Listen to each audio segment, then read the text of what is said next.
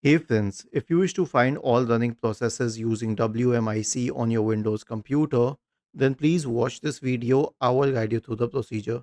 So we have a command here which is WMIC process list. Basically, it's all the processes working on the system.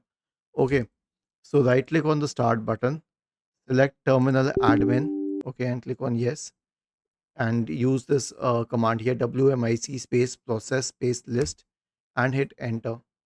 Okay, it will show all the list of processes working on the system along with their details. But I'll tell you one thing, why go the difficult way?